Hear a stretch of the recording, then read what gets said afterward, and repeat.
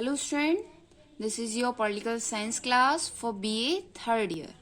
Today topic is Lokmanya बाल Gangadhar Tilak. Okay, इनका जन्म हुआ था 1856 में और डेथ हुई थी 1920 में. ओके, आज हम इन्हीं के बारे में पढ़ने वाले हैं. ओके, फर्स्ट हम एक कोटेशन देखेंगे जिसे महात्मा गांधी जी ने इनके बारे में कहा था. हमारे समय के किसी भी व्यक्ति का जनता पर उतना प्रभाव नहीं पड़ा जितना कि तिलक का. ठीक है, मतलब महात्मा गांधी जी के टाइम में जितना इफेक्ट इन्होंने लोगों पर डाला तिलक ने, उतना किसी और ने नहीं डाला. स्वराज्य के संदेश का किसी ने इतने आग्रह से प्रचार नहीं किया जितना कि लोकमान्य ने किया.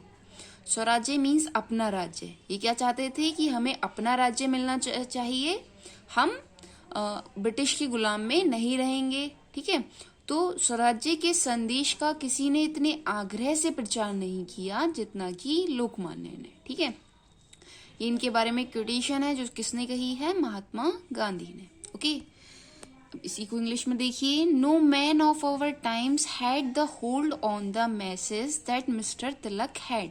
मैसेज मीन्स जनता. जनता पर इतना प्रभाव किसी ने नहीं डाला जितना कि तिलक ने. तिलक is at the moment probably the most powerful man in India. उस समय तिलक मोस्ट पावरफुल मैन थे इंडिया में, क्योंकि लोग इनसे बहुत ज्यादा प्रभावित थे. जैसा ये कहते थे, लोग इनके कहे हुए वाक्यों पर चलने के लिए रेडी रहते थे. ओके, तो इतनी पावरफुल पर्सनैलिटी थे तिलक, उन्हीं के बारे में आज हम पढ़ने वाले हैं. बाल गंगाधर तिलक भारतीय राष्ट्रवाद के एक अग्रणी संदेशवाहक थे. अग्रणी मीन्स जो सबसे आगे रहता है, संदेशवाहक मैसेंजर. ठीक है, उदारवादियों की कार्यशैली के द्वारा भारतीय सुशासन की लक्ष्य प्राप्ति की असफलता से उत्पन्न निराशा की वजह से मुख्यतः पंजाब में लाला लाजपत राय, बंगाल में विपिन चंद्र पाल और महाराष्ट्र में बाल गंगाधर तिलक के नेतृत्व में उग्र राष्ट्रवादी चेतना का प्रादुर्भाव हुआ. मीन्स आपको पता है, पहले जिनके हाथ में कांग्रेस थी वो कैसे थे, उदारवादी थे, है ना. जैसे महात्मा गांधी, दादा भाई नौरोजी और गोपाल कृष्ण गोखले, महादेव गोविंद रनाडे, ये सब कैसे थे, उदारवादी थे, है ना. तो ये लोग पूरा राष्ट्र शासन में चाहते नहीं थे कि हम पूरा शासन हमें दे दें ब्रिटिश. ये क्या करते थे, रिक्वेस्ट करते थे. तो ऐसे तरीके अपनाते थे जिससे ब्रिटिश गवर्नमेंट हमसे खुश होकर हमारे लिए अच्छा सोचे. लेकिन ब्रिटिश गवर्नमेंट तो ऐसा करने वाली नहीं है. ठीक है, तो इनकी कार्यशैली कैसी हो गई थी, स्वशासन की लक्ष्य की प्राप्ति नहीं कर पा रही थी. तो जिससे दुखी हो गए थे सब लोग कि भाई हम अपना शासन तो प्राप्त कर ही नहीं पा रहे हैं. तो इसलिए क्या हुआ, पंजाब में लाला लाजपत राय, बंगाल में विपिन चंद्र पाल और महाराष्ट्र में बाल गंगाधर तिलक, इन लोगों ने क्या करा, नेतृत्व किया, मतलब लोगों को गाइड किया और उग्र राष्ट्रवादी चेतना का प्रादुर्भाव हुआ. प्रादुर्भाव मीन्स जन्म हुआ. इससे क्या हुआ, लोग उग्र राष्ट्रवादी अपनाने लगे. उग्र क्या होता है, आपको पता होगा कि कांग्रेस का डिवाइडेशन हो गया था नरम दल और गरम दल में. नरम दल हम कहते हैं उदारवादियों को और गरम दल कहते हैं उग्रवादियों को.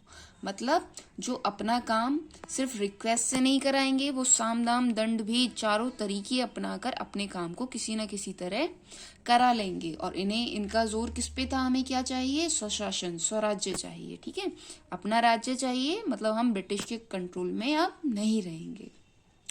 क्यों नहीं रहेंगे तो आपको पता ही है, क्योंकि वो हम पर तरह तरह के अत्याचार करते थे. ठीक है, नेक्स्ट जीवन परिचय. जीवन परिचय क्या होता है, बायोग्राफी इनके बारे में कि इनका जन्म कहाँ हुआ था, शिक्षा दीक्षा कैसे हुई. ठीक है, तो ये सब हम देखेंगे. तिलक का जन्म महाराष्ट्र के कोंकण जिले के रत्नागिरी स्थान पर 23 जुलाई 1856 को हुआ था. ठीक है, 23 जुलाई 1856 को हुआ था. कहाँ पर हुआ था, महाराष्ट्र में. ओके, वह महाराष्ट्र के प्रतिष्ठित ब्राह्मण समुदाय से संबंधित थे, मतलब ब्राह्मण वर्ग के थे ये. इनके पिता श्री रामचंद्र तिलक एक शिक्षक और संस्कृत के प्रकांड पंडित थे. शिक्षक थे, ठीक है, और संस्कृत के बहुत अच्छे ज्ञाता थे और उन्हें मैथ्स की भी अच्छी खासी नॉलेज थी. ओके, 15 वर्ष की अल्पायु में ही तिलक का विवाह हो गया था। ठीक है, 15 साल की कम एज में ही, आपको पता है प्रीवियस टाइम में बाल विवाह हुआ करता था, लड़कों का भी लड़कियों का भी, तो उनकी कम एज में ही शादी हो जाती थी। तो इनकी शादी भी 15 साल की आयु में हो गई थी। तो अपने पिता का प्रभाव तो इन पर था ही, क्योंकि इनके पिता एक टीचर थे, है ना, और संस्कृत और मैथ की इनमें भी बहुत अच्छी जानकारी हो गई थी। ठीक है, 1 जनवरी 1880 को पूना में इन्होंने न्यू इंग्लिश स्कूल की स्थापना की। ठीक है, लोगों को स्वाधीनता आंदोलन के लिए जागरूक करने के लिए सन 1881 में इन्होंने अपनी मातृभाषा मराठी में, ठीक है, महाराष्ट्र के थे तो इनकी मदर टंग क्या थी, मराठी, ओके, में केसरी क्या है, एक समाचार पत्र है, तथा अंग्रेजी मतलब इंग्लिश में मराठा, मराठी लैंग्वेज में केसरी तथा अंग्रेजी इंग्लिश लैंग्वेज में मराठा नामक समाचार पत्रों का प्रकाशन प्रारंभ किया। इट मीन्स इन्होंने 2 समाचार पत्र पब्लिश किए। कौन कौन से, केसरी और मराठा। केसरी किस लैंग्वेज में था, मराठी लैंग्वेज में, और मराठा किस लैंग्वेज में था, इंग्लिश लैंग्वेज में। ठीक है, इनका मेन मोटिव क्या था कि हमें एक तो स्वराज्य चाहिए, अपना राज्य चाहिए, और अपने देश को स्वतंत्र कराना है। अब जैसे कि आपने देखा कि इन्हें मैथ की अच्छी खासी नॉलेज थी, लेकिन तब भी इन्होंने उच्च शिक्षा किसमें प्राप्त करी थी, कानून में।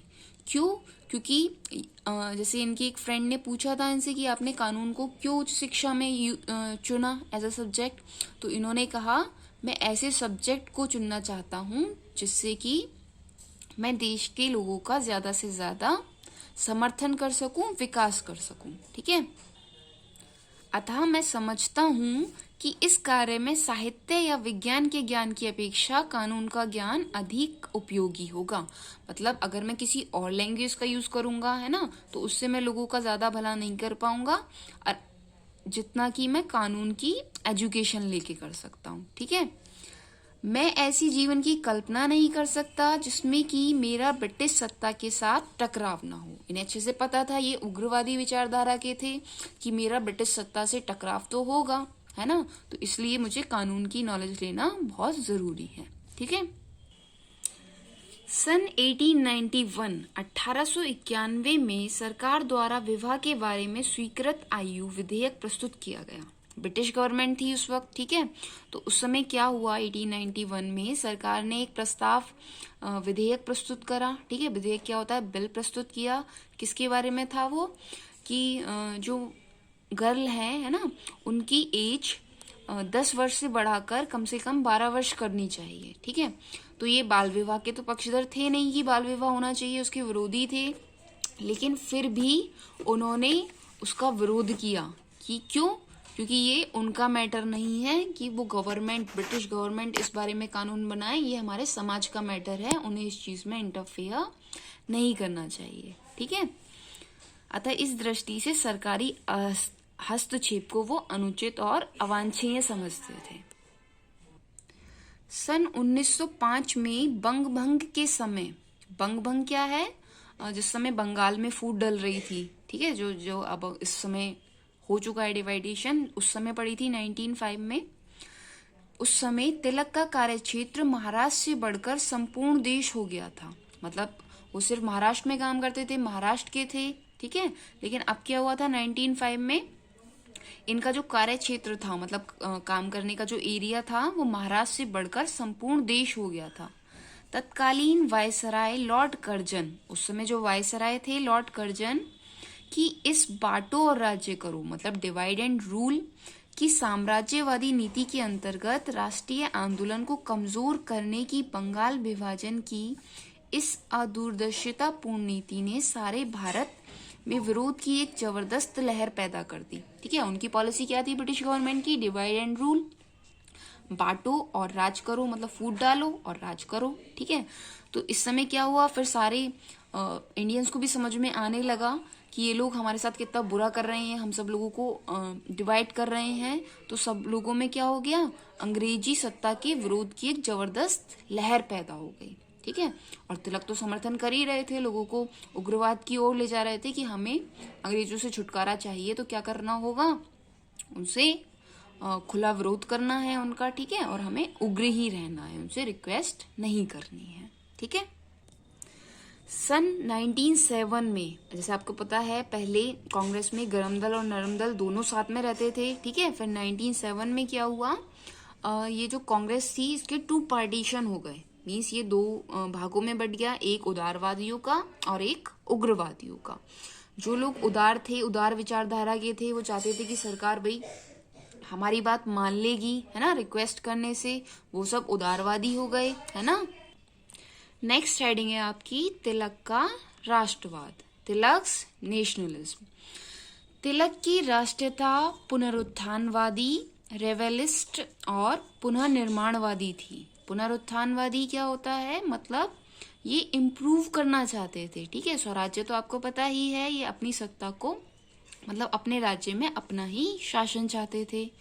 उन्होंने वेदों और गीता से आध्यात्मिक शक्ति तथा राष्ट्रीय उत्साह ग्रहण करने का संदेश दिया। उन्होंने क्या कहा कि हमें वेद और गीता से क्या लेना चाहिए, आध्यात्मिक शक्ति लेनी चाहिए, मीन्स स्पिरिचुअल पावर, है ना, तथा राष्ट्रीय उत्साह ग्रहण करने का संदेश दिया कि हमें सब लोगों को साथ में मिलके क्या करना है, अपने राष्ट्रवाद को अपनाना है, मतलब अपनी पॉलिसी अपनानी है, ठीक है।